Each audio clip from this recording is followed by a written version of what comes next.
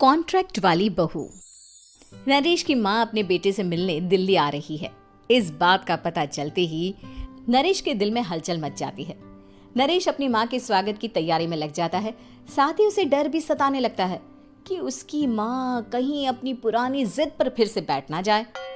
हे भगवान, इस बार बचा लो, अगले साल पक्का माँ की जिद पूरी कर दूंगा। तभी दरवाजे की घंटी बजती है। नरेश दरवाजा खोलता है तो सामने अपने मकान मालिक को देखकर हैरान हो जाता है, क्योंकि उनके साथ एक सुंदर सी लड़की भी थी। अब नमस्ते अंकल, कुछ काम था, मुझे बुला लेते। आपने क्यों कष्ट किया?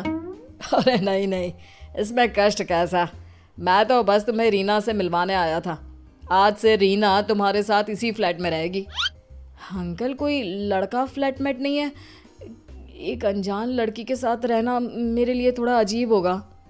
देखो नरेश, मैं तुम्हें पहले भी बता चुका हूँ कि इस फ्लैट में तुम्हें किसी ना किसी के साथ एडजस्ट करना ही होगा, या फिर तुम अकेले पूरे फ्लैट का किराया दे दो, मैं किसी को नहीं रखूंगा।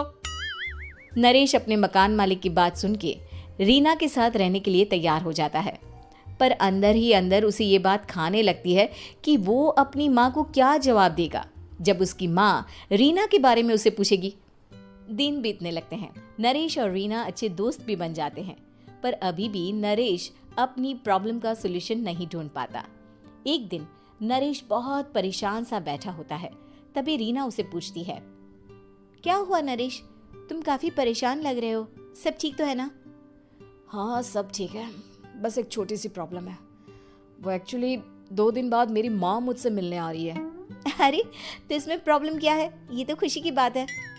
हाँ रीना, बट मेरी माँ एक जिद लेकर बैठ गई है कि मैं शादी कर लूँ, पर मैं अभी इस चीज़ के लिए तैयार नहीं हूँ। ऊपर से जब वो तुम्हें देखेगी तो 100 सवाल करेगी, क्या जवाब दूंगा? अरे इसमें कोई टेंशन वाली बात नहीं है, मेरे पास ना इस प्रॉब्लम का सलूशन है, जिससे ना तुम्हें शादी करनी पड़ेगी और ना ही तुम्हारी माँ मेरे बारे में कुछ पूछेंगी। रीना की बात सुनकर नरेश सोच में डूब जाता है। वो सोचता है कि रीना खुले ख्यालों वाली लड़की है, कहीं माँ को सच बता ना दे। नरेश को सोच में डूबा देखकर रीना कहती है, अरे क्या हुआ, किस सोच में पड़ गए? डोंट वरी, जैसा तुम सोच रहे हो ना वैसे कुछ भी नहीं है, मेरे पास एक प्लान है। मैं कुछ समझ नहीं पा रहा हूँ, कैसा प्लान? मैं समझाती हूँ। हम ना एक कॉन्ट्रैक्ट मैरिज कर लेते हैं। फिलहाल मेरे पास जॉब नहीं है, तो तुम इस रूम का किराया दे देना जब तक तुम्हारी माँ यहाँ रहेंगी, सिर्फ तब तक। और तुम अपनी माँ से कह देना कि मैं तुम्हारी पत्नी हूँ, इससे वो मेरे यहाँ रहने पर कोई सवाल भी नहीं करेंगी। अरे बात तुम्हारी ठीक है, पर माँ से झूठ बोलना, ना ना पापा, मैं ये रिस्क नहीं ले सकता। कोई और आइडिया दो ना तुम। देखो मंजूर हो तो बोलो, वरना सच बता दो, मुझे कोई प्रॉब्लम नहीं है। रीना की बात सुनकर नरेश सोच में डूब जाता है। बहुत सोचने के बाद जब उसे कोई रास्ता नहीं मिलता तो वो रीना के बताए हुए रास्ते पर चलने के लिए तैयार हो जाता है।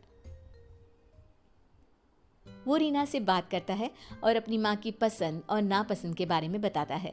रीना भी नरेश की सभी बातों को ध्यान से सुनती है, ताकि कहीं उससे कोई गलती ना हो जाए। आखिर वो दिन भी आ जाता है जब नरेश की माँ उससे मिलने दिल्ली आ जाती है। नरेश अपनी माँ को फ्लैट पर लेकर जाता है। जैसे ही नरेश की माँ फ्लैट के अंदर जाती है, रीना उसके पैर छू लेती है। ये देखकर नरेश की माँ थोड़ी घबरा जाती है और नरेश से पूछती है, अरे बेटा नरेश, ये कौन है? माँ, ये आपकी बहू रीना है। माफ़ी चाहता हूँ, सब कुछ इतनी जल्दी में हुआ कि आपको बता ही नहीं पाया, इसलिए सोचा कि क्यों ना आपको सरप्राइज दिया जाए। अरे बेटा, मैं तो बस तेरा घर बसा हुआ देखना चाहती थी। हाँ, बहुत अरमान थे अपनी इकलौते बेटी की शादी को लेकर, लेकिन कोई बात नहीं, शायद किस्मत को यही मंजूर होगा। ये कहते ही नरेश की माँ रीना को गले लगा लेती है। रीना बेटिया, मेरा बेटा ना थोड़ा नादान है, पर तुम काफी समझदार लगती हो, और मैं जानती हूँ कि तुम इसका बहुत अच्छे से ध्यान रखोगी। माँ आप चिंता मत कीजिए, मैं सब संभाल लूंगी। नरेश की माँ अपने बहू और बेटे के साथ खुशी खुशी रहने लगती है। दिन बीतने लगते हैं। नरेश की माँ और रीना का रिश्ता बहुत मजबूत होता चला जाता है। वो दोनों सारा दिन एक साथ रहती और खूब बातें करती। इधर साथ रहते रहते नरेश और रीना भी एक दूसरे से प्यार करने लगते हैं। दोनों को इस बात का एहसास हो जाता है, फिर भी वो इस बात को छुपा कर ही रखते हैं। एक दिन नरेश की माँ और रीना शादी के बारे में बात करने लगते हैं। रीना बिटिया, ये तो नरेश ने मुझे बिना बताए शादी कर ली, वरना मैं तो अपनी इकलौती बेटी की शादी इतनी धूमधाम से करती कि सारी दुनिया देखती रह जाती। अच्छा माँ, आप ऐसा भी क्या करती नरेश और मेरी शादी में जो दुनिया देखती रह जाती? अरे बिटिया, एक माँ के अरमान तुम अभी नहीं समझोगी। मैं तो अपनी बहू को एक रानी की तरह लेकर आती और शादी भी बिल्कुल शाही अंदाज में करती, पर मेरे तो सारे अरमान ऐसे ही रह गए। खैर, मुझे तो अपने बेटे और बहू की खुशी चाहिए बस। ये कहते हुए नरेश की माँ की आंखों में आंसू आ जाते हैं। रीना भी ये सुनकर ख्यालों में खो जाती है, क्योंकि वो भी मन ही मन खुद को नरेश की पत्नी और उसकी माँ की बहू मानने लगी थी।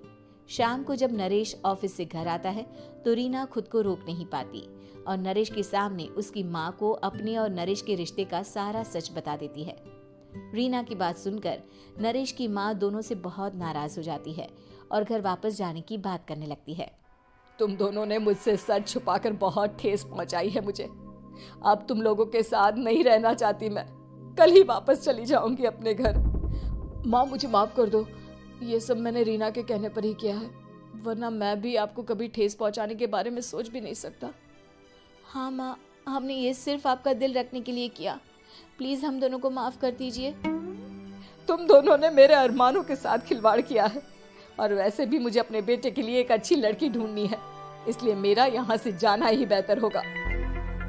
माँ की ये बात सुनकर रीना खुद को रोक नहीं पाती।